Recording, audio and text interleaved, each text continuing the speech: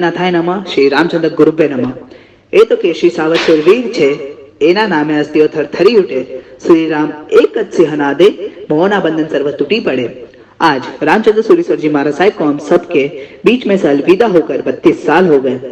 गुरुवर के बारे में क्या कहूँ, उनके गुणानुवाद करने के लिए शब्द भी कम पड़ जाए। मैंने बचपन से सुना है कि उनके पगले अगर रन में पड़ जाए तो वहां भी गुलाब खिल जाए। ऐसे है मेरे गुरुवर। गुरुનું વચન જીવન બને, એનું જીવન પાવન બને। મનનું ચિંતન અદ્ભુત રૂપે। અષાઢ વદ દસમ સોમવાર 1991 ની વાત કરું છું। આજે તબિયત વધારે ખરાબ થઈ। પૂજ્યશ્રી કોઈને ઓળખી શકતા નતા, છતાં ભગવાનનો ફોટો તરત ઓળખી લીધો। બે હાથ જોડીને દર્શન કર્યા અને પરમાત્માનો ચરણ સ્પર્શ કરી આનંદ અનુભવ્યો। શ્રી જીન ભક્તિ હૈયામાં કેવા ઓતપ્રોત થઈ હશે તેનું આ પ્રતીક હતું। અને ગુરુવરના અંતિમ ઉપદેશ આજ રહેતો હતો, તપ ધર્મની આરાધના કરો, મોક્ષ માર્ગની આરાધના કરો।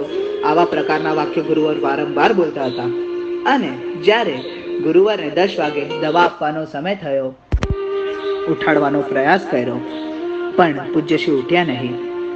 દવા લેવાની પણ ના પાડી દીધી અને પછી કહ્યું કે સાહેબજી, વાપર્યા પછીનું ચૈત્યવંદન બાકી છે, આપને